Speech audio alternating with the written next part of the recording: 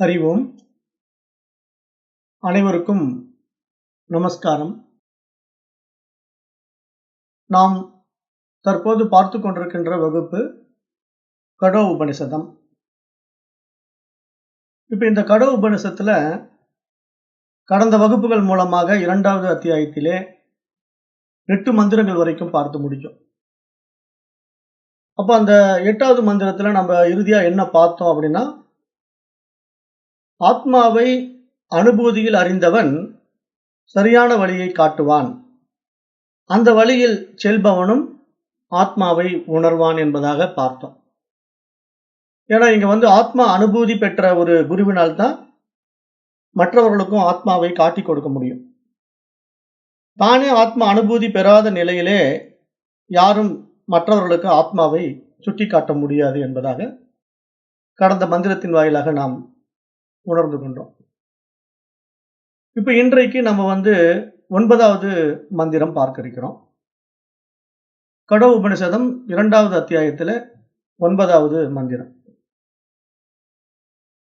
நைசா தர்க்கேன மதிராபநேயா புரோக்தான் ஏ நைவ சூஜ்னாய பிரேஷ்ட யாம் ஸ்வபாபஹ சத்யத்ருதிர்பதாசி ஸ்வாத்ருங்னோ பூயான் நசிகேதஹ பிரஸ்டா.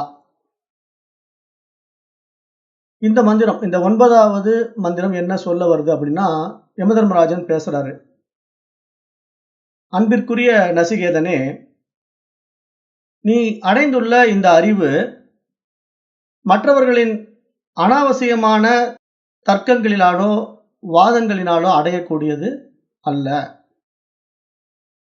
யார் ஒருவர் தன்னுள் சுவானுபூதி பெற்ற அந்த ஆத்ம அனுபூதி உண்மையை உணர்ந்திருக்கின்றாரோ, அவர் உபதேசம் கொடுத்து அதை பின்பற்றும் போது மட்டுமே அது ஒருவனை மேலான ஞானத்திற்கு அழைத்துச் செல்கிறது.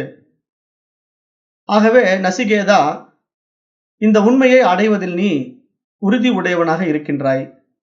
உன்னை போன்ற மாணவர்கள் எங்களுக்கு கிடைக்க வேண்டும் என்று யமதர்மராஜன் எதிர்பார்க்கிறார். ஏன்னா இங்க இந்த ஆத்ம வித்யா அத்தியாத்ம யோகம் என்பது ஒரு மிகப்பெரிய யோகம், ஒரு மிக உயரிய வித்தை. இது எல்லாருக்கும் சொல்லிக் கொடுத்து விட முடியாது. அப்படியே சொல்லிக் கொடுக்கின்ற குருமார்களும் அபூர்வம் தான். நேற்றைய மந்திரத்துல பார்த்தோம். அதே மாதிரி இதை கற்றுக்கொள்ள வருகின்ற மாணவர்களும் அபூர்வம் தான். ஆகவே இது ஒரு மிக உயரிய வித்தை. இந்த அத்தியாத்ம யோகம் என்பது அனைவராலும் கற்றுக்கொள்ள முடியாது. இதற்கெல்லாம் பல ஜென்மங்கள்ல பூர்வ புண்ணிய சம்ஸ்காரங்கள் இருந்தால் தான் இதற்கான ஒரு வாய்ப்பு கிடைக்கும். பொதுவாகவே நாம் இந்த உலகியல் வாழ்க்கையில ஒரு லட்சியத்தை அடைவதாக உறுதி எடுத்துக்கொண்டால், அதை அடைவதற்கான பயணப்பாதையிலே எத்தனை தடைகள் வந்தாலும் அவைகளை எல்லாம் தகர்த்தெறிந்து முன்னேறுகின்ற முயற்சி ஒருவனிடத்தில் இருக்க வேண்டும். அத்தகைய உறுதியான ஆற்றல் உள்ளவனே லட்சியத்தை அடைகின்றான் என்று நம்ம பார்க்கிறோம்.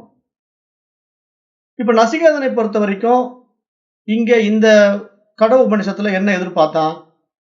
மரணத்திற்கு அப்பால் உள்ள உண்மையை அறிய வேண்டும் என்பதை ஒரு லட்சியமாகவே கொண்டான்.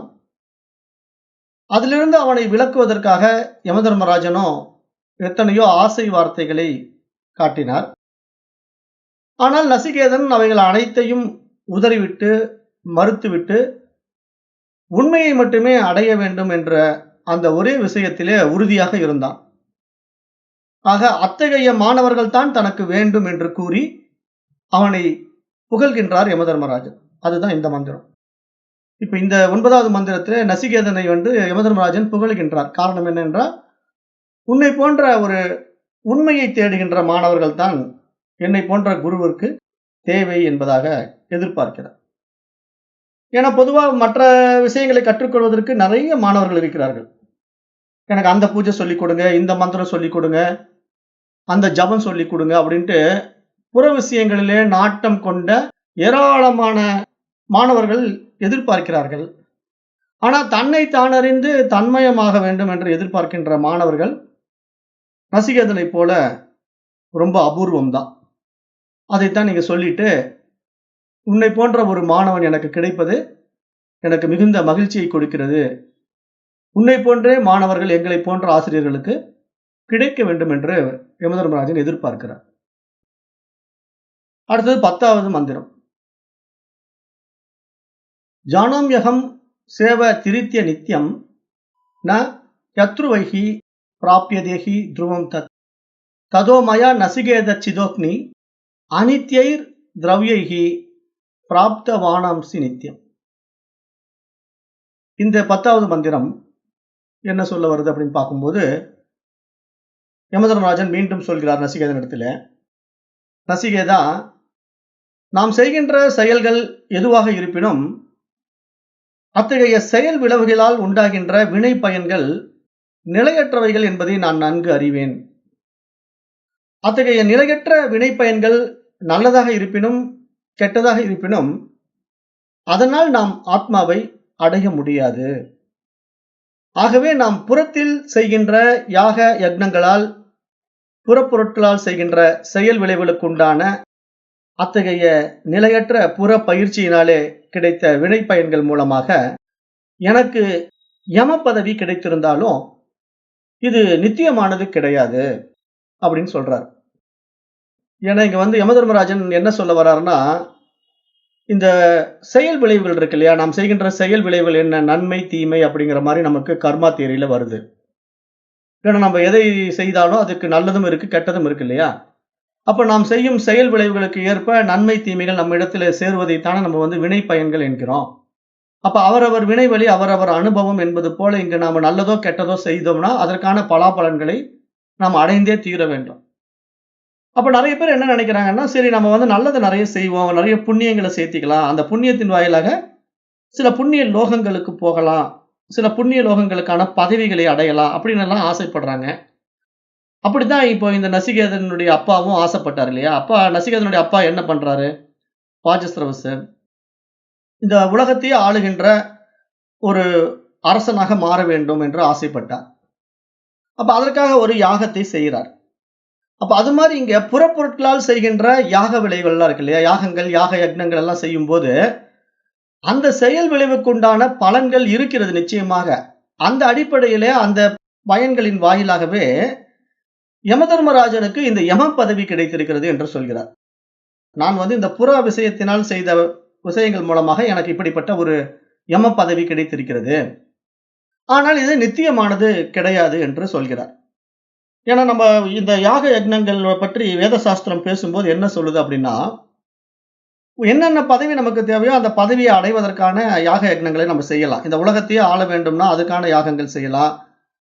நம்ம இந்திரனா மாறணும்னா இந்திரனுக்கான யாகங்கள் செய்யலாம். யமதர்மராஜனா மாறணும்னா யமதர்மராஜனுக்கான யாகங்கள் செய்யலாம். இது மாதிரி உயர் பதவிகள் புற உலகத்தில் எந்த மாதிரி லோகங்களை ஆளுகின்ற ஆசை நமக்கு இருக்கோ அது மாதிரி லோகத்தை ஆள வேண்டும் என்ற அடிப்படையில சில வேள்விகள் இருக்கு. அந்த வேள்விகள் எல்லாம் நம்ம முறையா செஞ்சோம் அப்படின்னா அந்த பதவி நமக்கு கிடைக்கும். அப்ப அது மாதிரி இந்த புற வேள்வியினாலே புற யாக யக்னங்களினாலே ஒரு பதவி நமக்கு கிடைத்தாலும் கூட அது நித்தியமானது கிடையாது என்று யமதர்மன் சொல்கிறான்.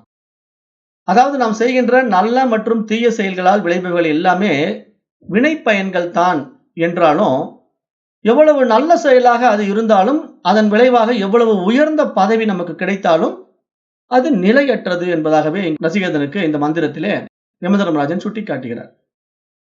ஏனென்றால் ஒருவருடைய புண்ணிய பலன்களால் அவருக்கு சொர்க்கத்தில் அல்லது நரகத்தில் ஒரு உயர் பதவி கிடைத்து விட்டாலும் கூட அது அவர்களுடைய புண்ணிய கர்மா நிறைவுற்றதும் மீண்டும் அவர்கள் பூமியில் தான் பிறந்தே ஆக வேண்டும் என்பதாக சாஸ்திரம் சொல்லுது. அப்போ ஆகவே ஆசைகளற்ற நிலையை அடையும் போது மட்டும்தான் இந்த பிறப்பு இறப்பு என்னும் சுழலிலிருந்து விடுபட்டு நிலையான அந்த ஆத்ம அனுபூதியை அனுபவமாக்க முடியும் அப்படின்னு இங்க சாஸ்திரம் சுட்டி காட்டுது. அப்ப நம்ம என்னதான் புறத்துல ஏகப்பட்ட விஷயங்களை செய்து கொண்டிருந்தாலும் உண்மையில் நமக்கு அதற்கான புண்ணிய பலாபலன்களுக்கு ஏற்ற பதவிகளோ அல்லது புண்ணிய லோகங்களோ நமக்கு கிடைத்தாலும் கூட நமக்கு ஆத்ம அனுபூதி கிடைக்கவே கிடைக்காது என்பதை யமதர்மராஜன் தன்னையே ஒரு உதாரணமாக காட்டுகின்றார். அப்ப அந்த அடிப்படையில் பார்க்கும்போது இந்த நசிகேத யாகத்தை செய்தால் தனக்கு சொர்க்கத்தில் பதவி, அதாவது யம பதவி கிடைத்துள்ளது என்கின்றான் யமதர்மராஜன். அதே யமதர்மராஜனுடைய பதவி புண்ணிய காலம் தீர்ந்ததும் போய்விடும்.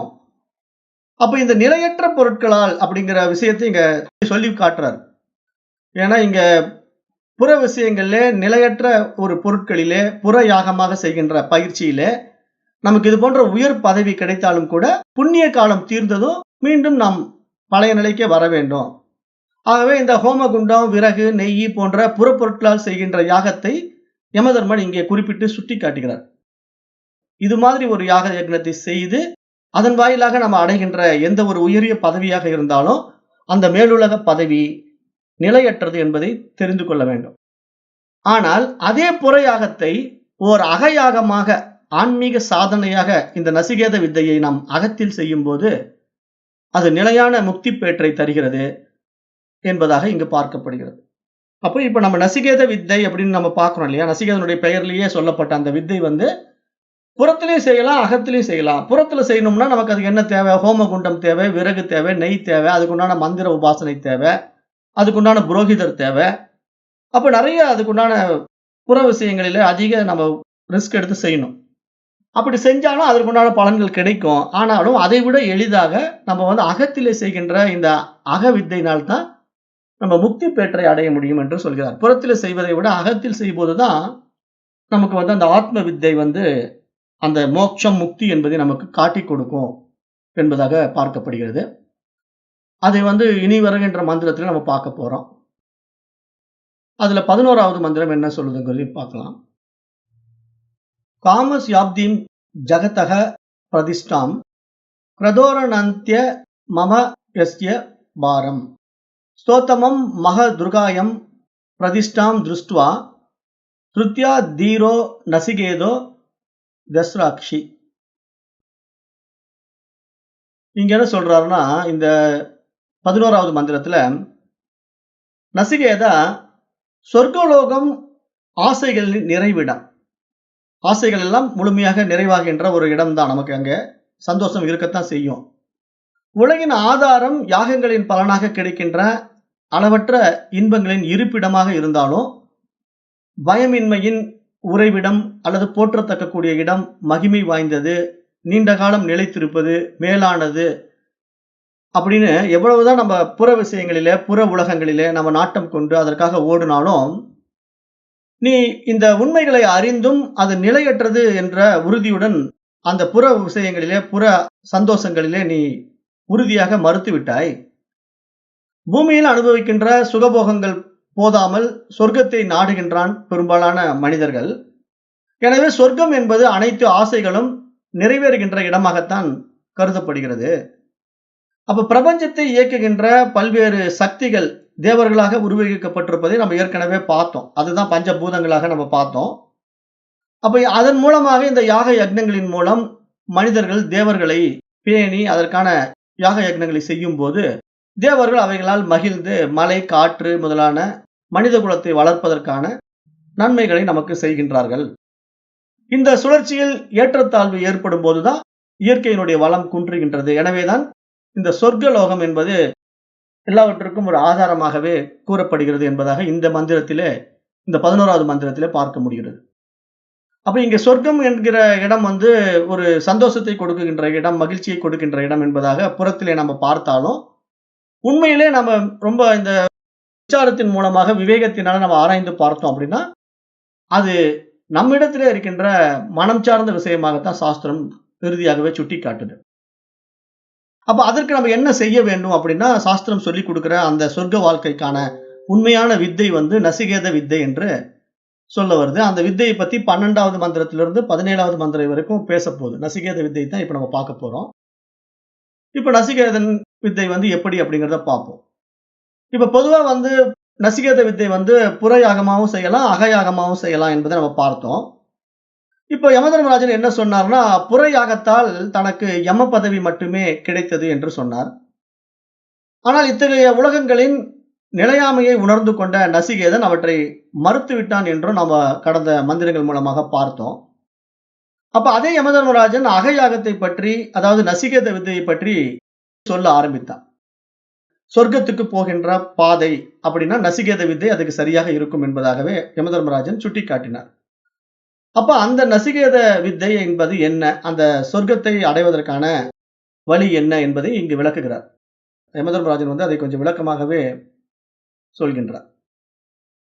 அதை நாம இங்க பார்க்க போறோம். இப்போ இந்த நசிகேத வித்தை பார்க்கும்னா, அது ஒரு ஹிருதய குகை என்ற ஒரு விஷயத்தை அடுத்த மந்திரம் பேசுது. அந்த அக்னி இதய குகையிலே இருக்கிறது என்பது நசிகேத வித்தையின் அடிப்படை கருத்தாக பார்க்கப்படுகிறது. அது என்ன அப்படின்னு அந்த மந்திரத்தை பார்த்துட்டு அப்புறம் அதற்கான விளக்கங்களையும் பார்ப்போம். தம் துர்தர்சம் கூட மனு பிரவிஷ்டம் குகாஹிதம் கஸ்வரேஷ்டம் புராணம் அத்தியாத்ம யோகாதிகமேன தேவம் மத்வா தீரோ ஹர்ஷ சோகவ் ஜகாதி.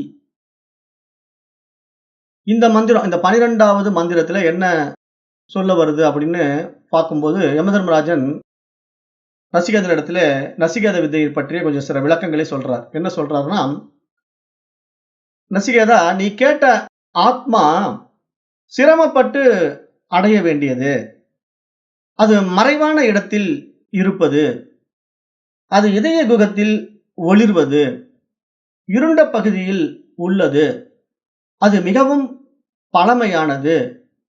புத்தி விழிப்புற்றவன் ஒளிமயமான அந்த ஆத்மாவை அத்தியாத்ம யோகத்தால் தியானித்து இன்ப துன்பங்களை கடக்கிறான் என்பதாக இந்த 12வது மந்திரத்திலே சுட்டி காட்டுகின்றார். அப்ப இங்க நாம் இந்த 12வது மந்திரத்தின் படி பார்க்கும் பொழுது, இங்க யமதர்மராஜன் ஒரு பீடிகை மாதிரி சொல்லிட்டு இருக்கார். ஆத்மாவை பற்றி பேச வரும்போது ஒரு பீடிகைன்னு சொல்லுவாங்க இல்லையா, ஒரு மறைத்து பேசுவதாக இருக்கிற மாதிரி இங்க சொல்லிட்டு இருக்கார். அந்த ஆத்மா ரொம்ப சிரமப்பட்டு அடைய வேண்டியதா இருக்கு, அது மறைவான இடத்துல இருக்கு, இதய குகத்திலே ஒளிர்கிறது, இருண்ட இடத்துல இருக்கிறது, பழமையானது. அப்புறம் புத்தி விழிப்புற்றவன் தான் அந்த ஒளிமயமான ஆத்மாவை அத்தியாத்ம யோகத்தினாலே தியானித்து இன்ப துன்பங்களை கடக்க முடியும் என்பதாக சொல்ல வராரு. அப்ப நம்முள்ள இருக்கின்ற நமக்கு ஆதாரமான ஆத்மா எளிதாக அறியக்கூடியது அல்ல என்பதாக நம்ம பார்க்க முடிகிறது. அப்ப புறமுகமாக இயங்குகின்ற புலன்களை அகமுகமாக்கி ஆத்மாவை தேடுவது அவ்வளவு சுலபமான காரியமும் அல்ல என்பதாகவும் பார்க்க முடிகிறது. அதனால்தான் அதனை சிரமப்பட்டு அடைய வேண்டியது என்பதாக இந்த மந்திரம் நமக்கு சுட்டிக்காட்டுது. அப்ப இதை பற்றி நம்ம ஏற்கனவே சில மந்திரங்களை பார்க்கும்போது கூட இதய குகையில் ஆத்மா இருப்பதாக நம்ம பார்த்தோம்.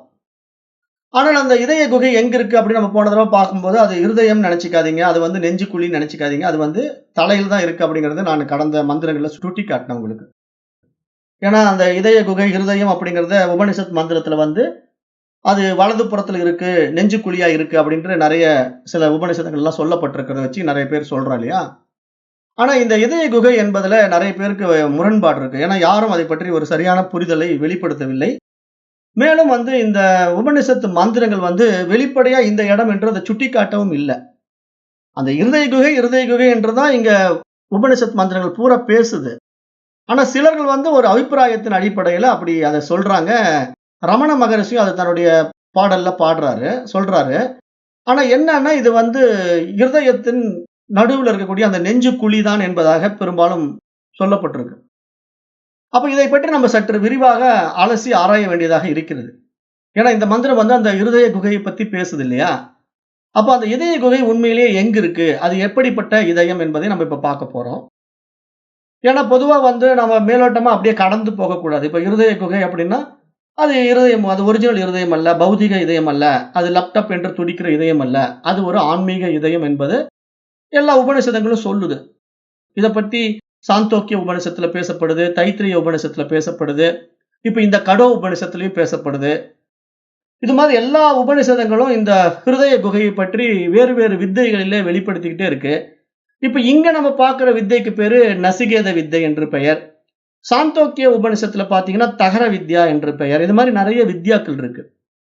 அப்ப இதெல்லாம் வித்யான்னா நான் ஏற்கனவே சொல்லிட்டேன், கல்வி. நிறைய கல்வி முறைகள் இருக்கு. அது ஒவ்வொரு ரிஷிகளும் அவர்கள் வழிமுறையில சொல்லப்பட்ட கல்வி. ஏன் இப்படி மாத்தி மாத்தி சொல்றாங்க அப்படின்னா, ஒவ்வொரு ரிஷியும் அவரவர்கள் பாணியில அதை மக்களுக்கு கொடுத்திருக்கிறார்கள், அந்தந்த காலகட்டங்களுக்கு தகுந்த மாதிரி. அப்ப சாந்தோக்கிய உபநிஷத்துல சொல்லக்கூடிய ஒரு ரிஷி தகர வித்யா என்று அதை விளக்குகிறார். இப்ப இந்த கடோ உபநிஷத்துல சொல்ல வருகின்ற ரிஷி நசிகேத வித்தை என்பதாக விளக்குகிறார். அப்ப இது மாதிரி ஒவ்வொரு ரிஷிமார்களும் அந்த காலத்துக்கு தகுந்த மாதிரி, மனிதர்களுடைய தேவைக்கு தகுந்த மாதிரி அதை அவரவர்கள் பாணியில தான் விளக்குகின்றார்கள் என்றதை நம்ம பார்க்க வேண்டும். ஏன்னா ஒரு வகுப்பை எடுக்கக்கூடிய ஆசிரியர்கள் எல்லாரும் ஒரே மாதிரி எடுக்க மாட்டாங்க இல்லையா. இப்ப இதே கட உபநிஷத்து வந்து எத்தனையோ ஆசிரியர்கள் எடுப்பாங்க. ஒவ்வொருத்தரும் ஒவ்வொரு ஸ்டைல் இருக்கும். அவங்கவங்களுக்குன்னு ஒரு பாணி இருக்கும். அதுல அவங்க எடுப்பாங்க. அப்ப நீங்க அங்க படிக்கும்போது ஒரு மாரி இந்த கட உபநிஷத் படிப்பீங்க. இப்ப என்கிட்ட படிக்கும்போது ஒரு மாரி படிப்பீங்க. இன்னொருத்தர்கிட்ட படிக்கும்போது இன்னொரு மாரி இருக்கும். அப்ப இதுல என்ன நம்ம புரிஞ்சுக்கிறோம்? இது வந்து ஒவ்வொருத்தருடைய பாணி. இவர்கள் இப்படி கையாளுவார்கள், அவர் அப்படி கையாளுவார்கள் என்று நம்ம பார்க்கிறோம். இப்ப பொதுவா உபநிஷத்த படிக்க வரும்போது ட்ரெடிஷனலா ஒரு பாணி இருக்கு. அது எப்படி அப்படின்னா, இப்ப இந்த உபநிஷத்து மந்திரத்த நான் உச்சரிக்கும்போது படிக்கின்ற மாணவர்களும் திருப்பி சொல்லணும். இப்ப இந்த மந்திரத்துல நான் ஒரு வரி படிச்ச உடனே அந்த வரிய படிக்கின்ற மாணவர்கள் அவர்களும் வாய் விட்டு உச்சரிக்கணும். அடுத்த வரி குரு படிக்கும்போது மாணவர்களும் அந்த வரிய உச்சரிக்கணும். இப்படித்தான் வந்து ட்ரெடிஷனல் மெத்தட்ல இந்த உபநிஷதங்கள்லாம் சொல்லிக் கொடுக்கப்பட்டது. இப்பவும் சொல்லிக் கொடுத்துக் கொண்டிருக்கின்றார்கள். நிறைய ஆசிரமங்கள்ல இப்படித்தான் இந்த உபநிஷத் பாடங்கள் எல்லாம் எடுக்கப்படுகிறது. ஆனா, இங்க என்னுடைய பாணின்னு நீங்க எடுத்துக்கிட்டீங்கன்னா எப்படி புரிஞ்சுக்கணும்னா, நான் வந்து உங்களுக்கு எந்த டிஸ்டர்பும் பண்றதில்ல. ஏன்னா, நீங்க எல்லா ஏஜ் கேட்டகரிலயும் வந்திருக்கிறதுனால, நான் உங்கள வந்து திருப்பி படிங்க, திருப்பி சொல்லுங்க அப்படின்னு உங்கள வந்து துன்புறுத்த விரும்பல. அதனால நான் என்ன நினைக்கிறேன்னா, அந்த மந்திரத்த சொல்லி அதுக்கு உண்டான விளக்கத்த உங்களுக்கு குடுக்கும்போது, நீங்க எளிதா புரிந்து கொள்ள முடியும். எல்லா ஏஜ்ல இருக்கிறதுனால, நீங்க ஒரு ஸ்கூல் பையன் மாட்டும் வந்து இங்க கஷ்டப்பட்டுட்டு இருக்க வேண்டாமே அப்படிங்கிறதுனால, இது ரொம்ப லகுவா உங்களுக்கு புரிய வைக்க நான் முயற்சி எடுத்து சொல்லிக் குடுத்துட்டு இருக்கேன். அப்ப இதத்தான் நம்ம வந்து பாணின்னு சொல்றோம். ஒவ்வொருத்தரும் ஒவ்வொரு குருமார்களுடைய பாணி. அதுல ஒவ்வொரு ரிஷியினுடைய பாணி ஒவ்வொரு மாரி இருக்கிற மாரி, இங்க இந்த கடோபனிஷத்தினுடைய ரிஷி வந்து நசிகேத வித்தையில இந்த ஆத்ம வித்யாவை பேசுறாரு. அப்ப அந்த நசிகேத வித்தையை பற்றி பேசும்போது, இங்க ஆத்மாவினுடைய இருப்பிடம் என்று நம்ம பார்த்தோம் அப்படின்னா, அது வந்து ஹிருதய குகை என்று எல்லா ரிஷிகளும் சொல்கிறார்கள். அப்ப உண்மையிலேயே அந்த ஹிருதய குகை மனிதனிடத்திலே எங்க இருக்கிறது அப்படின்னு ஆராய்ந்து பார்க்கும்போது, பெரும்பாலானவர்கள் என்ன நினைக்கிறாங்கன்னா, பௌதீக இதயம் தான் அந்த ஹிருதய குகை என்பதாக அவர்களாக யூகித்துக் கொள்கிறார்கள். ஆனாலும் நெறைய பேர் என்ன சொல்றாங்கன்னா, இல்ல, இல்ல அந்த லேப்டாப் என்ற இதயத்தில் இருக்கிற பௌதீக இதயம் அது அல்ல என்று சொல்கிறார்கள். ஒரே நிமிஷம். அதான் ரமண மகரிஷி வந்து தான் ஞான நிலையை அடைந்தபோது நெஞ்சு பகுதியில் இருந்து அதை உணர்ந்தேன்னு சொல்லியிருக்காருங்கிறத ஒருத்தர் மேற்கோளிடுறாரு. நீங்க ஐயா தனிப்பட்ட முறையில இத சுட்டி காட்டணும் இல்ல. நீங்க குழுவிலேயே போட்டுருக்கலாம். எல்லாரும் படிச்சிருப்பாங்க. அதாவது அவரவர்களுடைய அந்த உணர்தல், புரிதல் தான் இது.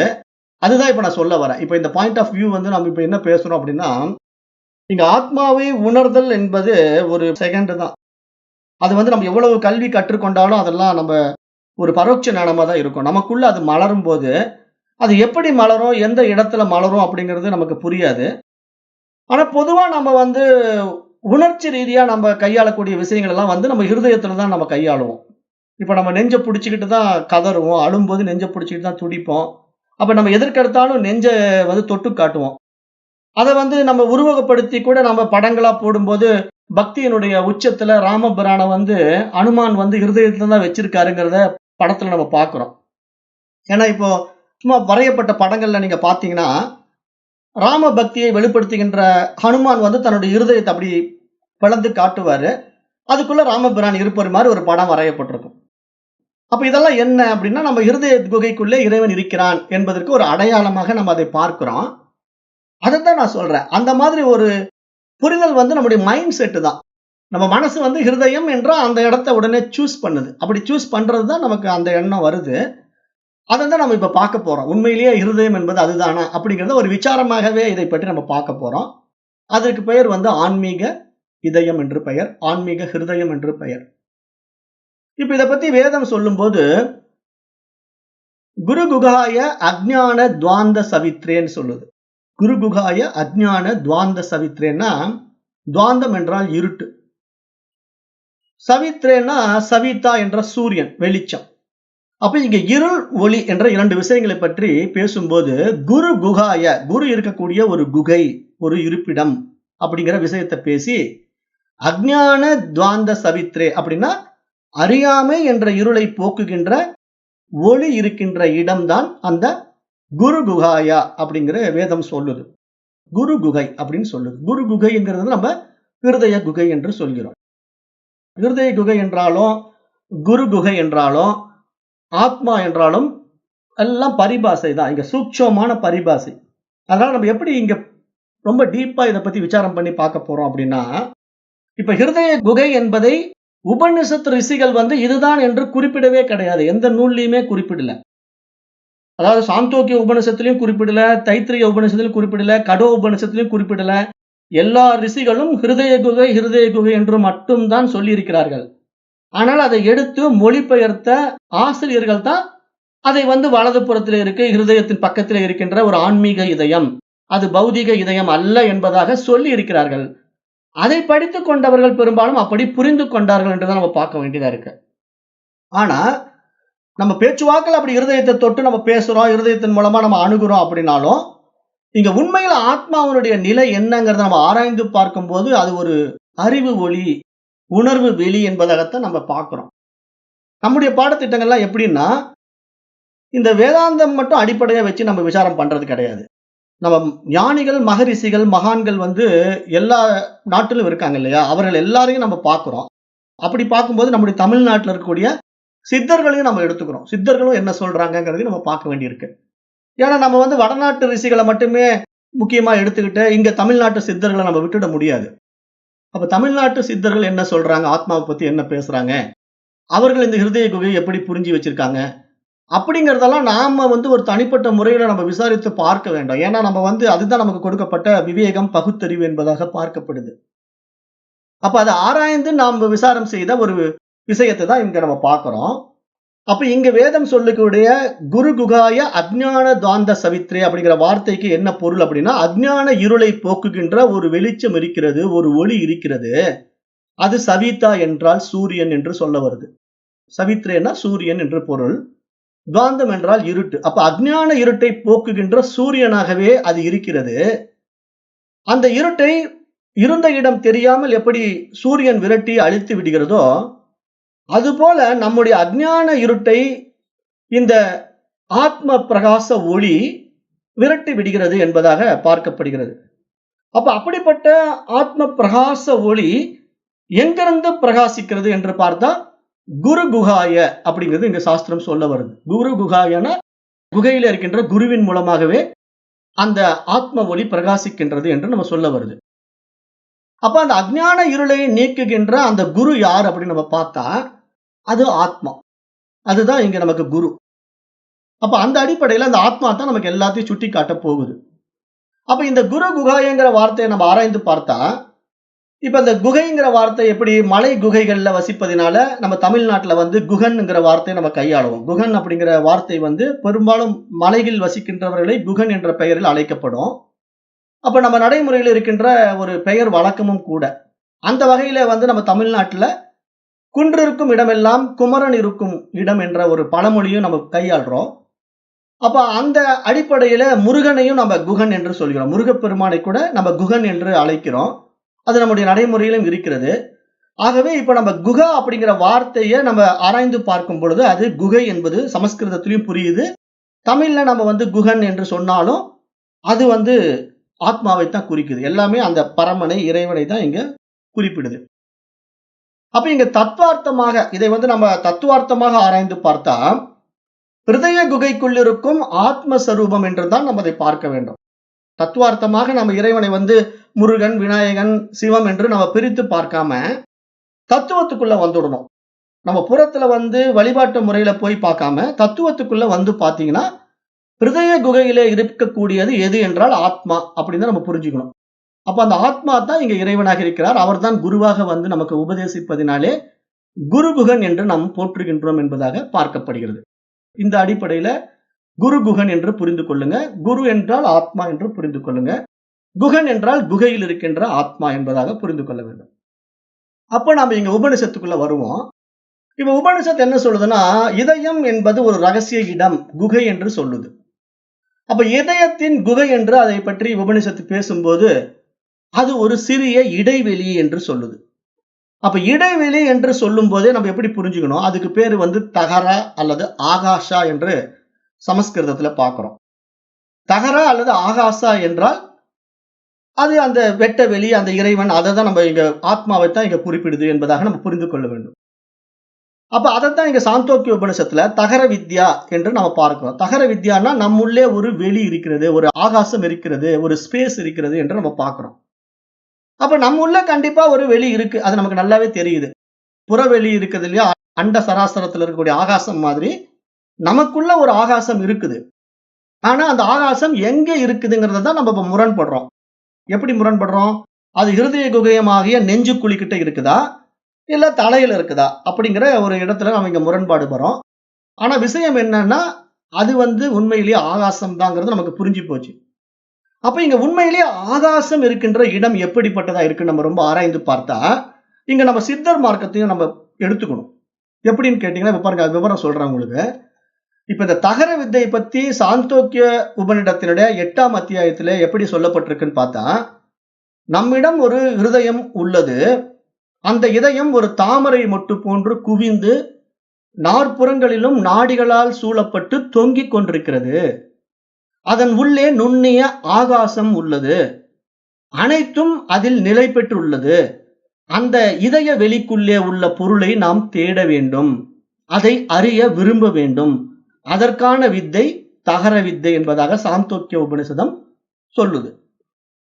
இப்ப இதைத்தான் இங்க யமதர்மராஜன் நசிகேத வித்தை என்பதாக அதை ஆத்மாவை பற்றி அறிவதற்கான ஒரு வித்தையை இப்ப நமக்கு சொல்லிக் கொடுக்கிறார். அப்ப இப்ப நம்ம இதை ரொம்ப ஆராய்ந்து பார்க்கும்போது ஒரு விஷயம் புரியுது. இங்க தகர வித்யானாலும் சரி, நசிகேத வித்தை என்றாலும் சரி, ஆத்மாவை பற்றி பேசக்கூடிய ஒரு வித்தை என்பது நமக்கு புரிய வருது. அப்ப இந்த தகர வித்யாவை தகரா ஆகாசா என்று சொல்லும் போது அது ஒரு வெளி என்பது நமக்கு புரிய வருது. அப்ப அந்த வெளி என்பது நம்முடைய குகையிலே இருக்கிறது, ஹிருதய குகைக்குள்ளே இருக்கிறது என்ற பொழுது அந்த ஹிருதய குகை தான் இப்ப எங்க இருக்குது அப்படின்னு நம்ம பார்க்க வேண்டிய நிலையில நம்ம தேடுறோம். அப்ப இங்க இது எப்படி இந்த சாந்தோக்கிய உபநிஷதம் சொல்லும் போது சொல்லுதுன்னா, நம்மிடம் ஒரு ஹிருதயம் உள்ளது. அந்த இதயம் ஒரு தாமரை மொட்டு போன்று குவிந்து நாற்புறங்களிலும் நாடிகளால் சூழப்பட்டு தொங்கிக் கொண்டிருக்கிறது. அதன் உள்ளே ஒரு நுண்ணிய ஆகாசம் உள்ளது. அனைத்தும் அதிலே நிலை பெற்றுள்ளது என்று சொல்ல வருது. அப்போ நம்ம அதை பார்க்கும்போது இந்த ஒட்டுமொத்த பிரபஞ்சமும் அதுக்குள்ளதான் ஒடுங்கி இருக்குன்னு நமக்கு புரியும். ஏன்னா அந்த பாயிண்ட் ஆஃப் வியூ மறந்துடக்கூடாது. அது ரொம்ப சூட்சமா பரிபாஷையில பேசுது பாருங்க. எப்படி பேசுதுன்னா, அனைத்தும் அதில் உள்ளே தான் நிலை பெற்றுள்ளன. இந்த இதய வெளிக்குள்ளே நாம் பொருளை தேட வேண்டும் என்றுதான் இங்க சொல்ல வருது. அது ஆத்மான் கூட சொல்ல வரல. அந்த இதய வெளிக்குள்ளே அந்த பொருளை தேட வேண்டும் என்று ஒரு சூட்சமா ஊடகமா பரிபாஷையில அந்த சாந்தோக்கிய உபநிஷத்து பேசுறத இங்க நம்ம எடுத்து கடோ உபநிஷத்தோடையும் ரெஃபர் பண்ணி பார்க்கிறோம். அப்ப அப்படி பார்க்கும்போது இந்த ஒட்டுமொத்த பிரபஞ்சமும் எங்க ஒடுங்கி இருக்குன்னா அந்த ஆகாசத்துக்குள்ளதான் ஒடுங்கி இருக்கு. அந்த இருதய குகைக்குள்ளதான் ஒடுங்கி இருக்கு. அப்போ அப்படி ஒடுங்கி இருப்பதை இங்க வேதம் என்ன சொல்லுதுன்னா அவ்யக்தம் என்று சொல்கிறது. அந்த ஒட்டுமொத்த பிரபஞ்சமும் விதை வடிவில் ஒளிந்து கொண்டிருக்கின்றது. அதை அவ்யக்தம் என்று சாஸ்திரம் சொல்வதனால அந்த அவ்யக்தத்தை தான் நம்ம இங்க எப்படி சொல்றோம்னா வேதாந்த சாஸ்திரத்துல காரண சரீரம் என்று சொல்கிறோம். இந்த காரண சரீரம் தான் நமக்கு இந்த பருவுடல் கிடைப்பதற்கும் மனோ உடல் கிடைப்பதற்கும் காரணமாக இருக்கிறது என்று நம்ம வேதாந்த பாடங்கள்ல படிச்சோம். அப்போ இப்ப நாம இந்த பருவுடல் எடுத்துக்கொண்டு நம்மை நாம் அறிவதற்கும் நம்மை நாம் அறிந்து கொண்டது போல இந்த பிரபஞ்சமா விரிவதற்கும் நமக்கு இங்க மனம் என்றும் உடல் என்றும் 2 விஷயங்கள் வெளிப்பட்டிருக்கு இல்லையா? மன உடல், பரு உடல், ஸ்தூல உடல், சூட்சும உடல். இந்த 2 உடல்களும் வெளிப்படுவதற்கு காரணமாக ஒரு உடல் இருந்திருக்கிறது. அதுதான் காரண உடல், காரண சரீரம் என்று சாஸ்திரம் சொல்லுது. அப்ப அந்த காரண சரீரம் எப்படி இருக்கிறது என்று நம்ம ஆராய்ந்து பார்த்தோம்னா அது விதை வடிவில் ஒடுங்கி இருக்கிறது. அதை அவ்யக்தம் என்பதாக சாஸ்திரம் சுட்டி காட்டுகிறது. அப்ப அந்த அவ்யக்தம் என்ற விதை வடிவிலே ஒடுங்கி இருக்கின்ற அந்த காரண சரீரம் உண்மையிலேயே எங்கே இருக்கிறது என்று நம்ம ஆராய்ந்து பார்த்தா அதுதான் நம்முடைய இருதய குகைக்குள்ளே தாமரை மொட்டு போன்று குவிந்து நாற்புறங்களிலும் நாடிகளால் சூழப்பட்டு தொங்கிக் கொண்டிருக்கின்றது. அதன் உள்ளே ஒரு நுண்ணிய ஆகாசம் உள்ளது என்று சொல்ல வருது. அப்ப இதையே நம்ம கொஞ்சம் ஆராய்ந்து பார்க்கும்போது இந்த காரண சரீரம் மூலம் வெளிப்பட்ட இந்த சூட்சும சரீரமாகிய மனசு மற்றும் இந்த ஸ்தூல சரீரமாகிய பருவுடல் ஆகிய இவைகளையே நாம் கருவிகளாக கொண்டு நாம் நம்முடைய விழிப்புணர்வை உணர்ந்து கொண்ட மறு வினாடி தான் நமக்கு என்ன தெரிய வருது? நான், நீ, அது, அவன், அவள் என எல்லாமே அந்த நுண்ணிய ஆகாசத்தை நம்ம உணரும் போது அந்த காரண சரீரத்துக்குள்ள ஒன்றாகவே இருக்கிறது என்று நமக்கு புரிய வருது. ஏன்னா அத்தனை காரண சரீரத்துக்குள்ளதான் அவ்யக்த நிலையில ஒடுங்கி இருக்கு. ஆனா நம்ம எப்போ இந்த புறத்துல இந்த மனோ உடலை எடுத்துக்கொண்டு பௌதிக உடலுக்குள்ள ஒரு உடம்பா வெளியே வரோமோ அப்ப இது பூரா வெளியே வந்துடுது. வெளியே என்ன ஆகுது? நான் என்று இந்த உடலை நான் அபிமானிப்பதும் நீ, அவன், அவள், அது என்று நம்ம மற்ற விஷயங்களை வெளிக்கொண்டு வருவது நடந்துடுது. அப்ப இங்க தன்னிலை முன்னிலை இப்படிங்கிற ஒரு இலக்கண விதிகளுக்குள்ளேயே இந்த உலகம் நமக்கு விரிஞ்சிடுது. அப்ப அந்த விரிவுக்கு காரணம் நம்முடைய மனமே தான். ஏன்னா அந்த காரண சரீரத்திலிருந்து வெளிப்பட்ட நுண்ணிய சரீரமான சூட்சும சரீரமான மனசு தான் இதையெல்லாம் உணர முடிகின்றது. அப்ப இந்த இத்தனை விஷயங்களும் எதன் மூலமாக நம்ம தெரிந்து கொள்கிறோம் அப்படின்னு நீங்க ரொம்ப ஆழ்ந்து ஆராய்ந்து பார்த்தா நிச்சயமா இருதயத்தினால தெரிந்து கொள்ள முடியாது. ஏன்னா இருதயம் என்பது உணர்ச்சிகளை வெளிப்படுத்துவதற்கான ஒரு இடம். அவ்வளவுதான். அங்க வெளிப்படுத்தலாம். ஒரு நமக்கு சோகம் வருது அப்படின்னா நெஞ்ச பிடிச்சுக்கிட்டு வலிக்குதுன்னு சொல்லலாம். அதுக்காக அங்கதான் நமக்கு ஆத்மாவனுடைய இருப்பிடமா அப்படின்னு சொல்லிட முடியாது. ஏன்னா ஒரு வலி உணர்வு வருது, நம்முடைய துக்கம் அடைக்குது, நெஞ்ச அடைக்குது என்னுடைய துக்கம் அப்படின்னா, அப்ப நெஞ்சில என்னுடைய துக்கத்தை அடைச்சா அந்த இடத்துல ஆத்மா இருக்கா அப்படிங்கிற முடிவுக்கு வந்துடக்கூடாது. அது உணர்ச்சியை வெளிப்படுத்துகின்ற இடம் என்பதாகத்தான் நம்ம நெஞ்சுக்குழிய பார்க்கணும், இருதயத்தை பார்க்கணும். அப்ப நம்ம இதை மீண்டும் ஆராய்ந்து பார்க்கும்போது, இப்போ இந்த காரண சரீரத்துக்குள்ளதான் நம்ம எல்லாமே பார்க்கிறோம் இல்லையா? இந்த ஒட்டுமொத்த பிரபஞ்சமும் ஒடுங்கி இருக்குது அப்படின்ட்டு. அப்ப இந்த ஒட்டுமொத்த பிரபஞ்சமும் நமக்கு இந்த விழிப்பு நிலை விரிவாகும் போது, நாம் என்ன என்று புரிந்து கொள்ளும் போது, அத்தியாத்ம யோகத்தினாலே விழித்துக் கொள்ளும் போது எல்லாமே எப்படி விரியுது? தனி மனிதனிலிருந்து இந்த உலகளாவிய பிரபஞ்ச நிலைக்கு நம்ம உயர்கின்றோம் என்று கடந்த பாடத்துல பார்த்தோம். ஏன்னா நம்ம சாதாரண ஒரு தனி மனித நியதியிலிருந்து ஈஸ்வர நியதிக்குள்ள நம்ம வருகிறோம் என்று பார்த்தோம். அப்ப அந்த ஈஸ்வர நியதியில் இருக்கும் நிலையில் உள்ள அந்த ஹிருதயத்தை தான் இங்க ஆகாசம் என்பதாகவும் பார்க்க வேண்டும். அப்ப அந்த அடிப்படையில, ஏன்னா இந்த ஆகாசம் எப்படிப்பட்ட ஆகாசம்? ஈஸ்வர நியதிக்குள்ள வருகின்ற ஆகாசம் எப்படிப்பட்ட ஆகாசம்? பஞ்சீகரணம் செய்யப்பட்ட ஆகாசம். ஆனா ஈஸ்வர நியதிக்குள்ள வராத வெட்ட வெளி எப்படி இருக்கு? பஞ்சீகரணம் செய்வதற்கு முன்னாடி இருக்கிற ஆகாசம். இப்ப ரெண்டுக்கும் உள்ள வித்தியாசம் தெரிஞ்சுக்கணும். வெட்ட வெளிங்கிறது நிர்குண பிரம்மம். ஆனா நிர்குண பிரம்மத்திலிருந்து இந்த உலகம் விரிந்து விட்டா சர்க்குண பிரம்மம். அப்ப சர்க்குண பிரம்மமா வந்து விட்டால் வருகின்ற ஆகாசம் பஞ்சீகரணம் செய்யப்பட்ட பஞ்சபூதங்களினால நமக்கு இந்த உலகமாக விரியுது. ஆனா பஞ்சீகரணம் செய்வதற்கு முன்னாடி அந்த மூல நிலையில இருக்கு இல்லையா, மூல அவித்யா மூல வித்யான்னு சொல்றோம் இல்லையா, அங்க இருக்கக்கூடிய அந்த ஆகாசம் தான் இங்க வெட்டவெளி, இறைவன், பரமன் என்பதாக பார்க்கிறோம். அப்ப அந்த ஆகாசம், அந்த மூல வித்தையான ஆகாசம் இங்க நம்மிடத்துல இந்த பருவுடலுக்குள்ள வரும்போது ஒரு நுண்ணிய ஆகாசமாக நமக்கு இங்க நிலை கொள்ளுது. அப்படி நிலை கொள்கின்ற அந்த ஆகாசத்தை தான் நாம இங்க ஹிருதய குகை என்று பார்க்கிறோம். அந்த ஹிருதய குகைக்குள்ள அந்த ஆகாசம் இருப்பதாக நம்ம பார்க்கிறோம். ஆனால் அது நமக்கு எப்படி சொல்லித்தரப்பட்டிருக்குன்னா, பௌதீக உடலில் பௌதீக இதயத்துக்கு அருகில் வலது பக்கத்தில் மையம் கொண்டுள்ளது என்று சொல்லப்பட்டிருக்கு. ஆனால் அப்படி சொல்லப்பட்டதிலே சில குழப்பங்கள் இருப்பதாக நம்ம பார்க்கறதுனால, இது எதிலிருந்து உண்மையிலேயே இந்த காரண சரீரம் விரிந்தது, எல்லாம் எதிலிருந்து விளங்குகின்றனவோ, எதிலிருந்து பிறக்கின்றனவோ அதுதான் இங்க ஹிருதயம் என்பதாக சாஸ்திரம் சொல்லுது. ஏன்னா நம்ம ஆரம்பத்திலே பார்த்தோம் இல்லையா, அந்த குகாங்கிற வார்த்தை, சமஸ்கிருத வார்த்தை. என்ன வார்த்தை பார்த்தோம்? குரு குகாய அஜ்ஞான துவாந்தா சவித்ரேன்ற வேதத்தினுடைய ஒரு மந்திரத்தை எடுத்தோம். அப்ப இங்க குரு குகாயான்னா ஆத்மாவினுடைய இருப்பிடமான அந்த குகையில் இருந்துதான் அஜ்ஞானம் என்ற இருள் நீக்கப்பட்டு அறிவு பிரகாசம், அந்த ஆத்ம பிரகாசம் வெளிப்படுகிறது என்று நம்ம பார்த்தோம் இல்லையா? அப்ப அந்த இடத்துல நம்ம பார்க்கும்போது அதுதான் உண்மையான ஹிருதயம். அப்ப அந்த ஹிருதயம் எங்க இருக்கு அப்படின்னா, அந்த வெட்ட வெளியாகிய நம்முடைய உணர்வு வெளி என்ற நான் என்று நாம் சதா ஸ்புரணமாகி கொண்டிருக்கின்ற நம்முடைய தன்னுணர்வு தான் அந்த ஹிருதயமாக இங்க பார்க்கப்படுகிறது. அப்ப அப்படிப்பட்ட தன்னுணர்வு நிலை, அந்த ஹிருதய நிலை உணர்ச்சியாக வெளிப்படும் போது மட்டும்தான் உங்களுக்கு சந்தோஷம், துக்கம், பயம் என்பதெல்லாம் நெஞ்சத்தின் வழியா உங்களுக்கு வெளிப்படும். ஏன்னா நெஞ்சில ஒரு படப்படப்பு வருதுங்க, எனக்கு பயம் வந்துருச்சு, படப்படப்பா இருக்குங்க அப்படின்னு சொல்றோம் அப்படின்னா அந்த உணர்ச்சி வெளிப்பாடு தான் அந்த ஹிருதயத்துல இருக்கும். ஆனா இந்த இத்தனை விஷயங்களும் உணர்ச்சியில வெளிப்படுகின்ற ஹிருதயத்தை நம்ம பிடிக்காம, இதுக்கெல்லாம் ஆதாரமாக இருக்கின்ற ஆத்மாவினுடைய இருப்பிடம் நிச்சயமாக நம்ம இருதயமாக இருக்க முடியாது. இருதயம்னா இங்க எப்படி புரிஞ்சுக்கணும்? பௌதீக இதயத்தின் பக்கத்தில் இருக்கின்ற நெஞ்சுக்குழியாக இருக்க முடியாது என்று நம்ம நல்லா புரிஞ்சுக்கணும். ஏன்னா நீங்க யோக சூத்திரத்தை எடுத்துக்கிட்டு பார்த்தாலும் சரி, அந்த இடத்துக்கு பேரு அநாகதம் என்று பெயர். யோக சூத்திரத்துல 7 சக்கராஸ் சொல்லப்படுது இல்லையா?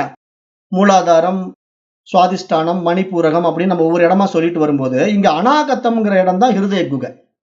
அப்ப இந்த அநாகதம்ங்கிற ஒரு இடத்தை யோக சூத்திரத்தின் அடிப்படையில பார்க்கும்போது அது பஞ்சாட்சரத்தினுடைய சித்தர்கள் மார்க்கத்துல போய் நம்ம அதை ஆராய்ந்து பார்க்கும்போது எல்லாமே நம்ம எடுத்துக்கிறோம். யோக சூத்திரத்தையும் எடுத்துக்கிறோம், சித்தர் மார்க்கத்தையும் எடுத்துக்கிறோம், உபநிஷத்தையும் எடுத்துக்கிறோம். எல்லாத்தையும் கம்பேர் பண்ணி பார்க்கும்போது சித்தர் என்ன சொல்றாங்க? சித்தர்கள் அந்த 7 சக்கரங்களுக்கும் பஞ்சாட்சரத்துக்கு பெயர் கொடுத்திருக்காங்க. அது எப்படின்னா நமசிவாயா, நமச்சிவாயா அப்படிங்கிற 5 எழுத்துக்களை வந்து பஞ்சாட்சரமா வச்சிருக்காங்க. அப்ப அந்த 5 எழுத்துக்கள்ல பஞ்சாட்சரத்துல இங்க நெஞ்சுக்குழிக்கிட்ட வர்ற எழுத்து வந்து சி. சிங்கிற எழுத்து தான் நெஞ்சுக்குழிக்கிட்ட வருது. அது அநாகத சக்கரம். அப்ப சிங்கிற எழுத்து வந்து உண்மையிலேயே எந்த பூதத்தை குறிப்பிடுது? அக்னி பூதத்தை குறிப்பிடுது. அப்ப அக்னி பூதத்தை குறிப்பிடும் போது நிச்சயமாக அங்க ஆகாய பூதம் இருக்க வாய்ப்பில்லை. அப்ப ஆகாய பூதம் எங்க இருக்கு அப்படின்னு பார்த்தா அது நெற்றி பொட்டில் தான் இருக்கு.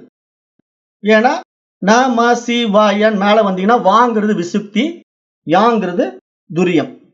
அதுதான் அந்த இடம். அப்ப இங்க ஆகாயம் என்பது உண்மையிலே இருப்பிடம் கொண்டிருக்கிற இடம் நம்முடைய தலைதான் என்பது நம்ம உறுதி செய்யப்படுகிறது. இதைத்தான் நம்ம உறுதியா புடிச்சுக்கணும். ஏன்னா இது வந்து ஒரு ரிசர்ச். இந்த ரிசர்ச்சை உங்களோட ஷேர் பண்றேன். ஏன்னா இது எல்லாரும் செய்ய மாட்டாங்க. சும்மா அப்படியே படிச்சுட்டு போவாங்க. அதாவது படிச்சதை வாந்தி எடுக்கிறது வேற, படிச்சு புரிஞ்சுக்கிறது வேற. ரெண்டுக்கும் வித்தியாசம் இருக்கு. இப்ப இதெல்லாம் நான் வந்து ஒரு 10 வருஷம் ரிசர்ச். இது சும்மா அப்படியே நான் உங்களுக்கு படிச்சு வாந்தி எல்லாம் எடுத்துக்கிட்டு இல்லை. ஒவ்வொன்றும் ரிசர்ச் பண்ணி சொல்லிட்டு இருக்கிறேன். அப்ப இங்க நம்ம என்ன புரிஞ்சுக்கணும்னா, உண்மையா நம்முடைய உடம்புல ஹிருதயம்ங்கிற ஒரு இடம் நம்முடைய நெற்றி பொட்டு தான். அது வந்து பீனியல் பிட்யூட்டரி கிளாண்டு தான். அப்ப அந்த பீனியல் பிட்யூட்டரி கிளாண்டுல அந்த தலையில அந்த ஆகாய பூதம் இருக்கிறது. அங்கதான் யாங்கிற எழுத்து, நம சிவயா அப்படிங்கிற யாங்கிற எழுத்து வந்து இங்க நம்ம இரு புருவத்துக்கு மத்தியில இருக்குது. துரியம்ங்கிற இடத்துலதான் யாங்கிற எழுத்து இருக்கு. அப்ப அந்த துரியத்தில் இருக்கக்கூடிய யா எழுத்து தான் ஆகாயம். அங்கதான் வெட்ட வெளி இருக்கு. அந்த வெட்ட வெளி வந்து நம்ம உடல்ல இருக்கக்கூடிய இடம் இங்க தலையில. அதனாலதான் நம்முடைய சித்தர்கள் மார்க்கத்துல நம்முடைய தமிழர்கள்லாம் என்ன சொல்லுவாங்கன்னா, என்சான் உடம்பிற்கு சிரசே பிரதானம் என்று சொல்வார்கள். என்சான் உடம்பிற்கு சிரசே பிரதானம் அப்படின்னா இவ்வளவு பெரிய பாடி இருக்கு. ஆனா இதுல பிரதானமா இருக்கக்கூடிய உறுப்பு எதுன்னா தலைதான். ஏன் அந்த தலைக்கு முக்கியத்துவம் கொடுக்குறாங்க அப்படின்னா அதுதான் ஆத்மாவின் இருப்பிடம். அப்ப அதனால நாம வந்து இந்த உபநிஷத்துல சொல்லப்பட்ட நெஞ்சுக்குழிய போய் அல்லது நெஞ்சுக்கு வலது பக்கத்துலதான் அந்த இருதயம் என்பதாக தவறாக புரிந்து கொண்டிருப்பதை நீக்கி விடுங்க. அப்படி அங்கு இல்லை உண்மையிலேயே இருதயம் என்பது. இருதயம் என்பது நம்முடைய உணர்வு வெளி, வெட்ட வெளி. அது நம்முடைய தலையில தான் இருக்கு. ஏன் அது தலையில இருக்குங்கிறது இந்த உடலுக்குள்ள ஒண்ணு இருக்கணுங்கிறதுக்கான ஒரு இடமாக நம்ம அதை பார்க்கிறோம். ஆனா உண்மையிலேயே நீங்க ரொம்ப ஆழ்ந்து ஆராய்ந்து பார்த்தா அந்த வெட்ட வெளி அந்த ஆகாயத்துக்கு எங்கேயாவது ஒரு இருப்பிடம்னு ஒண்ணு இருக்கான்னு கேட்டா இல்லவே இல்லைன்னு தான் சொல்லணும். இன்னும் ரொம்ப டெப்த்ல போயிட்டீங்கன்னா இங்க வந்து வேதாந்த சாஸ்திரத்தினுடைய முடிந்த முடிவு என்ன? இங்க இந்த உடலும் இல்லை, உலகமும் இல்லை. அப்ப இங்க உண்மையில் எது இருக்கு? பிரம்மம் மட்டும்தான் இருக்கு. அந்த லெவலுக்கு போயிட்டோம் அப்படின்னா நம்ம இந்த உடம்புக்குள்ள இந்த இருதயம் இங்க இருக்கா அங்க இருக்காங்கிற ஆராய்ச்சியே தேவையில்லை. ஆனா அந்த ஆராய்ச்சி ஏன் நான் உங்களுக்கு எடுத்து இங்க சொல்றேன் அப்படின்னா, நமக்கு சொல்லப்பட்ட விஷயங்கள் வந்து சரியா சொல்லியிருக்கிறாங்களா, சொன்னவங்க அதை மொழி மாற்றம் செய்யும் போது சரியா மொழி மாற்றி நம்ம பண்ணி நம்ம கொடுத்துருக்காங்களா, அதை பின்னாடி வந்த குருமார்கள் வந்து சரியா புரிஞ்சுக்கிட்டு தான் மக்களுக்கு டீச் பண்ணாங்களா அப்படிங்கறத நம்ம கரெக்டா பார்க்கணும். அப்படியே ஒருத்தர் சொல்லிட்டு இருக்கிறதையே நாமளும் சொல்லிட்டு போறதுக்கு எதுக்கு? நம்ம படிச்சாலே புரிஞ்சுக்கலாம் இல்லையா? அப்ப நமக்குன்னு உள்ள வந்து சில இது ரசவாதம் நடக்கணும். உண்மையாக தேடும் போது, உண்மையாக ஆராய்ச்சியை மேற்கொள்ளும் போது நம்ம அதை பற்றி நிறைய ரிசர்ச் பண்ண வேண்டி வரும். அதுதான் விசாரம்னு சொல்றோம். எந்த ஒரு பாதையாகட்டுமே அதுல நீங்க விசாரம் ஆகணும். இப்ப எப்படி இதை நீங்க புரிஞ்சுக்கணும் அப்படின்னா, இப்ப வந்து நீங்க ப்ரூஸ்லி ஆகணும்னு வச்சுக்கீங்களேன். ப்ரூஸ்லி மாதிரி ஒரு ஃபைட்டர் ஆகணும். பயங்கரமா கராத்தே எல்லாம் பண்ணணும்னு நினைக்கிறீங்க. நீங்க வீட்டுல போய் ஒரு ப்ரூஸ்லி படத்தை மாட்டிட்டு டெய்லி ஊதுபத்தி தினமும் காட்டுறது, கற்பூரம் காட்டுறது, அப்புறம் அவருக்கு மாலை போடுறது, விழுந்து விழுந்து கும்பிடுறது, இப்படியே ஒரு 10 வருஷம் பண்ணிட்டு இருக்கீங்க. 11வது வருஷம் நீங்க ப்ரூஸ்லி ஆயிடுவீங்களா? யோசனை பண்ணி பாருங்க. ப்ரூஸ்லி படத்தை தான் கும்பிட்டீங்க, ஆனா நீங்க ப்ரூஸ்லி ஆயிடுவீங்களா? ஆக முடியாது. ஏன்? உண்மையிலேயே நீங்க ப்ரூஸ்லி ஆகணும் அப்படின்னா கராத்தே பழகணும், கராத்தேவே பயிற்சி பண்ணணும். யாராவது கராத்தே சொல்லி கொடுக்குறவங்களை போய் கையை காலை ஆட்டி எப்படி குத்துறது, எப்படி உதைக்கிறது அப்படிங்கிற பிராக்டிஸ் பண்ணாதான் நீங்க ப்ரூஸ்லி ஆக முடியும். வெறும் ப்ரூஸ்லி கும்பிட்டுக்கிட்டே இருந்தா ப்ரூஸ்லி ஆக முடியாது இல்லையா? அது மாதிரி இங்க இறைவன் என்ற ஒரு விஷயத்த வீட்டுல போட்டோ மாட்டி வச்சுக்கிட்டு, ஊதுபத்தி காட்டிக்கிட்டு, கற்பூரம் காட்டிக்கிட்டு, மாலை போட்டுக்கிட்டு கும்பிட்டுக்கிட்டே இருந்தா நீங்க கடவுள் ஆயிடுவீங்களா? ஆக முடியாது. அகம் பிரம்மாஸ்மின்னு எப்படி சொல்ல முடியும்? கடவுளை உணர வேண்டும், நம்முள் உணர வேண்டும். அப்ப கடவுளை நம்முள் உணர்வதற்கான ஆராய்ச்சியை நாம் மேற்கொள்ள வேண்டும். நம்முள்ள திரும்பி பார்க்க வேண்டும், அகத்துக்குள்ள ஆராய வேண்டும். வெளியே தேடிக்கிட்டே இருந்தா என்றைக்கு நீங்க இறைவனாக முடியும்? அகம் பிரம்மாஸ்மிங்கிற அந்த இறை நிலைக்குள்ள நீங்க வர்றதுனால தானே இத்தனை ரிஷிகள் வந்தாங்க. வேதம் என்ற அபௌருஷேயம் எங்கிருந்து வெளிப்பட்டது? ரிஷிகளிடத்திலிருந்து வெளிப்பட்டது. அப்ப ரிஷிகளிடத்திலிருந்து எப்படி வெளிப்பட முடியும்? அவங்க உள்ள இருந்து மலரணும். ஏன்னா இறைவன் வந்து அப்படியே சிவபெருமான் தோன்றி ஜடாமுடியிலையும் பிறை சூடிக்கிட்டு வந்து, பக்தா உனக்கு நான் வேதம் சொல்றேன், நோட் பண்ணிக்கோ அப்படின்னு அவர் அப்படியே வாய் திறந்து வேத மந்திரங்களை சொன்னாரா? அப்படி யார் சொன்னாங்கன்னே தெரியாதுங்கிறனால தான் அதுக்கு அபௌருஷேயம்னே பேரு. வேத மந்திரத்துக்கு ஏன் அபௌருஷேயம்னா, அது யாரால் சொல்லப்பட்டது, யாரால் உண்டாக்கப்பட்டது என்றே தெரியவில்லை. அதனால அதுக்கு அபௌருஷேயம் என்று பெயர். அப்ப உண்மையில அது எப்படி சொல்லப்பட்டிருக்கு? ரிஷிகளால் சொல்லப்பட்டிருக்கு. அப்ப ரிஷிகளிடத்திலிருந்து அது மலர்ந்து இருக்கிறது. அப்ப அது மலர்வது எப்படின்னா, அந்த ரிஷிகளே இறைவன் தான். ஏன்னா அவர்களே அந்த பிரம்ம அனுபவத்தை அடைகின்றார்கள், பிரம்ம அனுபூதியிலே வெளிப்படுத்துகின்றார்கள் என்று நம்ம பார்க்கிறோம். அப்ப இங்க ரிஷிகளிடத்திலிருந்து வெளிப்பட்டதெல்லாம் என்ன? அந்த தூய அறிவு வெளிப்பட்டு இந்த பிரகாசமான இப்படிப்பட்ட ஒரு வேதத்தை நமக்கு கொடுத்திருக்குது. அதை வந்து உபனிஷத்துகளாகவும் பல ரிஷிகள் வந்து காலத்துக்கு ஏற்ற மாதிரி தொகுத்து கொடுத்திருக்கிறார்கள். வேத வியாசரும் அந்த வேதங்களை பகுத்து தொகுத்து எழுதி இருக்கின்றார்கள். அப்ப இதெல்லாம் நம்ம பார்க்கும்போது இறைவனுடைய தன்மை தூய அறிவு என்று பார்க்கும்போது, தூய உணர்வு என்று பார்க்கும்போது, அந்த உணர்வுக்கும் உணர்ச்சிக்கும் உள்ள வித்தியாசத்தை நம்ம புரிஞ்சுக்கிட்டு நம்ம இங்க வந்து நம்ம உடலுக்குள்ள அந்த சர்க்குண பிரம்மம் எப்படி இருக்கு அப்படிங்கிறத நம்ம ஆராய்ந்து பார்க்க வேண்டும்.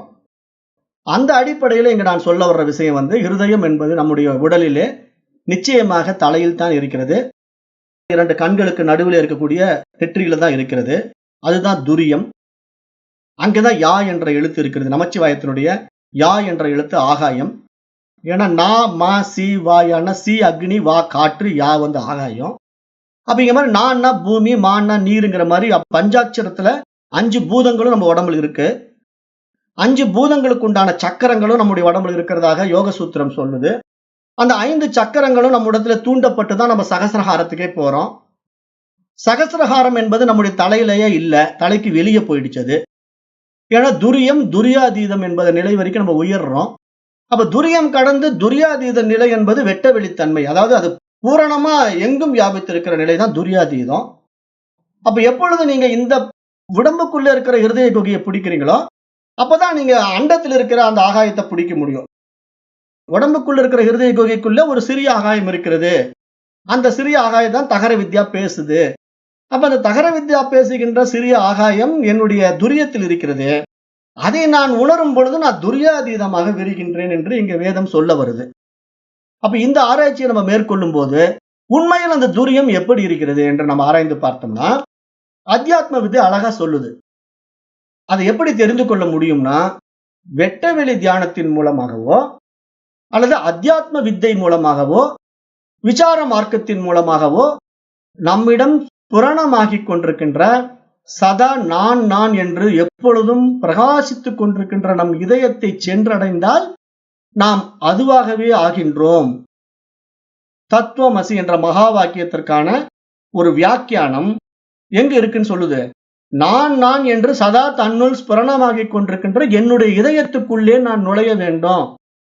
அப்ப நான் நான் என்று சதா ஸ்புரணமாகின்ற என்னுடைய இதயம் எங்கே இருக்குன்னா, அது என்னுடைய தலையில தான் இருக்குது. அதுதான் இங்க விசார மார்க்கம். என்னுடைய புத்தி பிரகாசிக்கிறது தான் நான் யார் என்று என்னை நான் அறிந்து கொள்வதுதான் இங்க அதனுடைய உண்மை நிலை. அப்ப இங்க வந்த வழியே நாம திரும்பி பார்க்கணும். ஏன்னா நம்ம வெளியே எப்படி வரோம், புறத்துல நம்ம எப்படி வரோம் அப்படின்னா, எண்ண அலைகளால் தான் நம்ம வெளியே வரோம். வெளியே வந்து நம்ம ஏராளமான எண்ணங்களை ஏற்றி ஏற்றி இது இன்னது என்று புரிந்து கொண்டு வெளி விஷயங்களிலே நாம் எண்ண அலைகளால் அலைந்து கொண்டிருக்கிறோம். அந்த எண்ண அலைகள் ஓய்ந்து நம்ம உள்ளே வந்து திரும்பி நான் யார் என்று நமக்குள்ள விசாரம் செய்யும் பொழுது நம்முடைய உண்மை நான் ஸ்புரணமாகின்ற அந்த அதிர்வு நிலையை நாம் அனுபவமாக்கும் பொழுது அந்த சுத்த சைத்தன்ய பிரகாசத்தின் முன்னோடியாக சர்வ நினைவுகளும் எந்த இடத்திலே ஒடுங்குகின்றனவோ அந்த நிச்சலமான இடம்தான் இங்கு ஆத்மாவின் இருப்பிடம் என்பதாக நம்ம பார்க்க முடிகிறது. அப்ப அதன் சொரூபத்தை உள்ளவாறு உணர்ந்து நிற்கும் போது மட்டும்தான் அது தேகத்திற்கு உள்ளேயோ உண்மையிலேயே தேகத்திற்கு வெளியேயோ என்பதாக ஆராய்ச்சிகளுக்கு அப்பாற்பட்டதாக இருக்கிறது என்று கூட நம்ம பார்க்க முடிகிறது. ஏன்னா இந்த உண்மையான ஆத்ம தத்துவத்தை நம்ம ஆராய்ந்து பார்க்கும்போது அது தேகத்திற்கு உள்ளே வெளியே என்ற விஷயத்தை கூட நம்ம கடந்துதான் போக வேண்டியதா இருக்கிறது. அப்படி நம்ம கடந்து போகின்ற நிலைத்தான் உண்மையிலேயே துரியாதீதம் என்பதாகவும் பார்க்கப்படுகிறது. இங்க உண்மையிலே நம்ம உடம்புக்குள்ள ஆகாய இதயத்தை நம்ம பிடிக்கணும்னா நம்முடைய புத்தி தான் விழித்துக் கொள்ள வேண்டுமே தவிர வேற வழியே கிடையாது என்றுதான் நீங்க இந்த கடோபனிஷத்தில் இருக்கக்கூடிய நசிகேத வித்தையிலே விளக்கப்படுகிறது. அப்ப இதை நம்ம விவரமாக இங்க புரிந்து கொள்ள வேண்டும். சரியா கேட்க மாட்டேங்குதுங்களா? யாராவது ஒரு மைக் ஆன் பண்ணிருப்பாங்க. ஜஸ்ட் அந்த அம்மாவை க்ளோஸ் பண்ண சொல்லுங்க. அவங்க கூட டிஸ்டர்ப் பண்றாங்க. அந்த பக்கம் மைக்கை மியூட் போடுங்கம்மா. யாரோ நீங்க அந்த பக்கம் இது பண்ணி வச்சிருக்கீங்க. அதனாலதான் இங்க இதாகுது. அந்த அட்மின் அதை மியூட் போட்டுருங்க. அவங்க ஏதாவது அந்த பக்கம் ஓபன் பண்ணிட்டாங்கன்னா நமக்கு டிஸ்டர்ப் ஆகும். கண்டிப்பா டிஸ்டர்ப் ஆகும். அவங்க அதை கவனிக்கிறது இல்லை. இந்த மாதிரி கிளாஸ்க்கெல்லாம் வரும்போது அந்த கான்சென்ட்ரேஷன் இல்லைன்னா தயவு செஞ்சு வராதிங்க. காரணம் என்னன்னா என்னுடைய நேரமும் வேஸ்ட் ஆகுது. நான் எவ்வளவு பெரிய விஷயத்தை இம்பார்ட்டன்ஸ் கொடுத்து பேசிட்டு இருக்கிறேன். இதெல்லாம் இந்த கிளாஸோடு நிறுத்திக்கலான் இருக்கிறேன். எனக்கே ரொம்ப சோர்வாயிடுச்சு. காரணம் என்ன, எப்படி இவ்வளவு தூரம் மனக்கட்டு மணிக்கணக்கில் பேசிட்டு இருக்கிறோம், நிறைய சொல்றோம், இதனுடைய சீரியஸ்னஸே தெரியல. நம்ம ஏன் திருப்பி திருப்பி இதை சொல்லிட்டு இப்படி புரிய வச்சு இவங்க என்ன புரிஞ்சுட்டு சாதிக்க போறாங்க? நான் தான் நேரத்தை வேஸ்ட் பண்ணிட்டு இருக்கிறேன். அமைதியா என்னுடைய ஹிருதய குகைக்குள்ள ஆனந்தமா இருக்கிறத விட்டுட்டு புறத்துல நான் இதை சொல்லி கொடுத்து என்ன சாதிக்க போறேன்னு எனக்கே தெரியல. அதுக்காக சொல்றேன். அப்ப இதெல்லாம் நான் ஒரு சீரியஸான சப்ஜெக்ட் எடுத்துட்டு இருக்கேன். இதோட வேல்யூ எல்லாம் யாருக்குமே தெரிய மாட்டேங்குது. இதெல்லாம் பல கோடி ரூபா கொடுத்தாலும் நீங்க வாங்க முடியாது. இதெல்லாம் ரொம்ப அப்நார்மல் சப்ஜெக்ட். நீங்க நினைக்கிற மாதிரிலாம் நீங்க சாதாரண போய் காலேஜ்ல ஃபீஸ் கட்டி படிக்கிறீங்க, பல லட்சங்கள் கொடுத்து படிக்கிறீங்க, என்ன சாதிச்சிட்டீங்க? ஒன்னும் சாதிக்க முடியாது. இங்க ஒண்ணுமே கொடுக்காம இவ்வளவு பெரிய உயரிய வாழ்க்கையை பற்றி நான் இங்க உபதேசம் பண்ணிட்டு இருக்கேன். இந்த வாழ்க்கையை நீங்க உணர்ந்து விட்டா எங்க இருக்கலாம்? ஆனந்தமா இருக்கலாம். எந்த தொழில நீங்க இந்த ஆனந்தத்தை அடைய முடியும்? வெளியே பல கோடி ரூபா நீங்க சம்பளம் வாங்கும்போது மட்டும் அடைஞ்சிட முடியுமா? இப்ப சமீபத்துல பாருங்க, ஏஐல ஆர்டிபிஷியல் இன்டெலிஜென்ஸ் ஒரு டெக்னாலஜி வந்திருக்கு. எல்லாமே கம்ப்யூட்டரைஸ்ட் பண்ணிட்டாங்க. எல்லாமே கம்ப்யூட்டரே பார்த்துக்கும். எல்லாம் ஃபீட் பண்ணிட்டா போதும் நம்ம கம்ப்யூட்டருக்குள்ள. இந்த வேர்ல்டே கம்ப்யூட்டருக்குள்ள இருக்கு. அப்ப இந்த ஆர்டிபிஷியல் இன்டெலிஜென்ஸ்ல ஒரு பையனை மர்டர் பண்ணிட்டாங்க ஃபாரின்ல. ஏன் மர்டர் பண்ணிட்டாங்கன்னா, அந்த ஆர்டிபிஷியல் இன்டெலிஜென்ஸ்ல ஒரு ஒர்க் பண்ணணும்னா சாதாரணம் இல்லை. அவன் சம்பளமே மாசம் 80 லட்சம் 90 லட்சம் வாங்குவான். நியர்லி 1 crore அவனுடைய சேலரி மட்டும். அந்த பையனுடைய சம்பாதனை மட்டும் மாசம் 1 கோடி ரூபாய் பக்கத்துல சம்பளம். அவன் வயசு 28 வயசு அந்த பையனுக்கு. ஆர்டிபிஷியல் இன்டெலிஜென்ஸ் ரொம்ப பவர்ஃபுல் ஜாப். இன்னைக்கெல்லாம் அதான் டெக்னாலஜி போயிட்டு இருக்கு. அப்ப அந்த நிலையில சம்பாதிச்சுக்கிட்டு இருக்கிற அந்த பையனை மர்டர் பண்ணிட்டாங்க. ஏன்? அந்த பையன் தமிழ்நாட்டில இருந்து போனதுனால அவன் பிராங்கா பேசுறான். என்ன சொல்றான்னா, இந்த ஆர்டிபிஷியல் இன்டெலிஜென்ஸ்ல நீங்க ஃபீட் பண்ற அத்தனை சப்ஜெக்டும் காப்பிரைட்டட். ஏன்னா ரவிவர்மா அவனுடைய ஆர்ட்டை எடுத்து நீங்க உள்ள போடுறீங்க. லியோனார்டோ டாவின்சி அப்படிங்கிற ஒரு ஃபாரின் ஆர்ட்டை எடுத்து நீங்க இதுக்குள்ள போடுறீங்க. இப்படி மல்டிபிள் காப்பிரைட்டட் ப்ரோக்ராம் எல்லாம் கொண்டு நீங்க லோட் பண்ணி அதை கம்ப்யூட்டரை டெவலப் பண்ணி ஒரு ஆர்ட்டை கிரியேட் பண்ணி கொடுக்குற மாதிரி நீங்க உருவாக்குறீங்க, ஆர்டிபிஷியலா உருவாக்குறீங்க. பட் உண்மையான ஆர்டிஸ்ட் ரவிவர்மா ஒரு படத்தை வரையறதுக்காக அவர் எவ்வளவு சிரமப்பட்டு வரைஞ்சிருப்பாரு. ரவிவர்மா ஒரு படம் வரையணும்னா பல மாதங்களா அதை வரைஞ்சு அருமையா ஒரு படத்தை உருவாக்கி இருப்பாரு. அந்த படத்தை அவர் வரைவதற்காக எவ்வளவு காலத்தை எடுத்துக்கிட்டாரு, எவ்வளவு சிரமப்பட்டிருப்பாரு. அவருடைய திறமையை நம்ம மதிக்கல. ஆனா அந்த படத்தை மட்டும் பார்க்கிறோம், அது வேற விஷயம். ஆனா அப்படிப்பட்ட ஒரு திறமையான அந்த ரவிவர்மானுடைய ஆர்ட் காப்பிரைட்டட். அதுக்குண்டான ஷேர் அந்த குடும்பத்தாருக்கு தான் போகணும். அது வேர்ல்டு வைடு அப்படிதான் எல்லாத்துக்குமே காப்பிரைட்டட் இருக்கு. ஆனா இந்த ஆர்டிபிஷியல் இன்டெலிஜென்ஸ் என்ன பண்ணுதுன்னா, ஃபாரின் கம்பெனி அதை எடுத்து இல்லீகலா இவங்க உள்ள போட்டுக்கிறாங்க. அந்த மாதிரி படங்கள் எல்லாம் எடுத்து கூகுள் மூலமா எடுத்து எல்லா வெளிநாட்டு விஷயங்கள் பூரா இவங்க தான் ஃபாரின்ல இருந்து எல்லாம் உள்ள கொண்டு வந்துடுறாங்க இல்லையா? அவ்வளவு விஷயங்களும் கூகுள்ல இருக்கு. தூக்கி எல்லாம் உள்ள போட்டு இவங்க கம்ப்யூட்டரைஸ்டா ஒரு ஆர்ட், இப்ப நீங்க ஒரு ஆணும் ஒரு பெண்ணும் ரோட்ல நடந்து போயிட்டு இருக்க மாதிரி ஒரு படம் வேணும்னு நீங்க ஏஐல கொடுத்தீங்கன்னா உடனே ஒரு படம் அங்க கொண்டு அதை காட்டும். ஒரு ஆர்ட் வரைஞ்சு கொண்டு காட்டும். ஆனா அந்த ஆர்ட்டை பாத்தீங்கன்னா ஏற்கனவே எழுதப்பட்ட பல ஆர்டிஸ்டுகளுடைய படத்தை எடுத்து போட்டு அதை அப்படி கொண்டு காட்டும். அப்ப இது மாதிரி ஏஐ டெக்னாலஜி என்ன பண்ணுதுன்னா, எல்லா விஷயங்களையும் மிங்கிள் பண்ணி கம்ப்யூட்டர் டெவலப் பண்ணி கொடுக்கறதா ஏஐ டெக்னாலஜி. அப்ப இவன் என்ன பண்ணிட்டான், இந்த பையன் வெளிப்படையா பேசிட்டான். நீங்க எப்படி இந்த மாதிரி காப்பிரைட்டட் எடுத்து இதுக்குள்ள போட்டு அவங்களுக்கு தெரியாம இல்லீகலா செய்றீங்கன்னு ஒரு வார்த்தை கேட்டுட்டான். இது வெளியே போயிட்டா நமக்கு லீகல் இஷ்யூஸ் வரும், இது ப்ராப்ளம் ஆகும், கேஸ் கோர்ட்டுன்னு போகணும்ட்டு அந்த பையனை முடிச்சிட்டாங்க. அப்ப நீங்க யோசனை பண்ணி பாருங்க, இப்ப அவன் 1 கோடி ரூபாய் சம்பாதிச்சிருந்தாலும் வாழ்க்கையில என்ன சாதிச்சான்? நான் எதுக்கு இதை சொல்ல வரேன்? அதாவது புறத்துல நீங்க என்ன விஷயங்களை கத்துக்கிட்டாலும் அதனால நம்ம அடைய போறது ஒண்ணும் இல்ல, மரணம் தான். அந்த பையனுடைய மரணம் நமக்கு வருத்தத்தை கொடுத்தாலும், அவன் 1 கோடி ரூபாய் மாசம் சம்பாதிச்சாலும் அவன் அடைந்தது என்ன?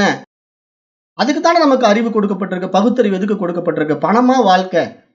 ஆனா நாம இங்க என்றென்றும் ஆனந்தமாக வாழுகின்ற வாழ்க்கை, நிலையான வாழ்க்கை. இது இந்த உடல்னால வாழக்கூடிய வாழ்க்கையே கிடையாது. இந்த அத்தியாத்ம வித்தையை தெரிஞ்சுக்கிட்டா பல யுக யுகங்களாக நம்ம வாழ்ந்து கொண்டே இருக்கிறோங்கிறது நமக்கு தெரியும். இப்ப வருவதும் இல்லை, போவதும் இல்லை. நம்ம கிட்ட இந்த உடம்புல வாழ்ந்துட்டு இருக்கிறது தான் வாழ்க்கையா? இது ஒரு குறுகிய கால வாழ்க்கை. 100 ஆண்டுகள்ங்கிறது சீக்கிரம் போயிடும். ஆனா இதுவா நம்முடைய வாழ்க்கை? இதற்கு உண்மையான நம்முடைய நிலை என்ன, நம்முடைய யதார்த்தம் என்ன, நம்முடைய சொரூபம் என்னங்கிறத உணர்வதற்கு அதனுடைய சீரியஸ்னஸ் தெரிஞ்சா தான் இதெல்லாம் படிக்க முடியும். சும்மா போறதல்ல பாடம்ங்கிறது. இது பொழுதுபோக்கு பாடம் கிடையாது. அதை புரிஞ்சுக்கணும். அப்ப இங்க இந்த நான்ங்கிற ஒரு விஷயம் தன்னை தான் உணர்ந்து தன்மயமாகக்கூடிய நம்முடைய ஆத்மஸ்வரூபம். அப்ப அந்த ஆத்மஸ்வரூபம் நம்முள்ளேயே ஸ்புரணமாகி கொண்டிருக்கிறது. நான் இருக்கிறேன் என்பது இன்னொருத்தர் எனக்கு காட்டி கொடுக்க வேண்டியதே கிடையாது. எப்பொழுதும் என்னுள்ளே அந்த உணர்வு சதா ஸ்புரணமாகி கொண்டே இருக்கிறது. நான் இருக்கிறேன், நான் இருக்கிறேன் என்று நான் எப்பொழுதும் என்னை விழிப்பு நிலையில் உணர்ந்து கொண்டே இருக்கிறேன். எப்பொழுது நான் என்னுடைய விழிப்பு நிலையை இழந்து விட்டு நான் என்னுடைய காரண சரீரத்தில் போய் ஒடுங்குகிறேனோ அப்பொழுது நான் என்னுடைய சுயத்தை இழந்து விட்டேன், என்னுடைய சொரூபத்தை இழந்து விட்டேன், என்னுடைய அவ்யக்த நிலைக்குள்ள போய் நான் ஒடுங்கிட்டேன். அதுதான் இங்க ஆத்மாவினுடைய ஒடுக்கம். அதுதான் இங்க அவ்யக்தம் என்றும் வியக்தம் என்றும் நம்ம வேதத்துல பார்க்கிறோம், சாஸ்திரத்துல பார்க்கிறோம். அப்ப நம்ம அவ்யக்த நிலைக்குள்ள ஒடுங்கியிலிருந்து வெளிப்படும் போது நமக்கு ஒரு வாய்ப்பு கிடைக்குது. அவ்யக்திலிருந்து வியக்தமாகும் போது நமக்கு இந்த பருவுடலும் மனோ உடலும் கிடைக்குது.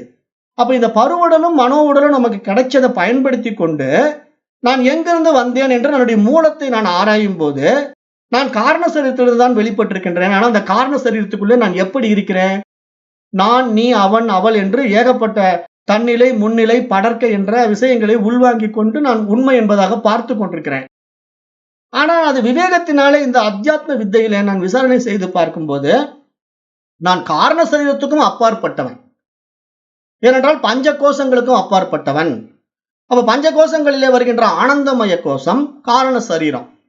ஏன்னா நான் இந்த பருவுடலும் கிடையாது, அன்னமய கோஷமும் கிடையாது, மனோ உடலும் கிடையாது, பிராணனும் கிடையாது, நான் பிராணமய கோஷமும் கிடையாது.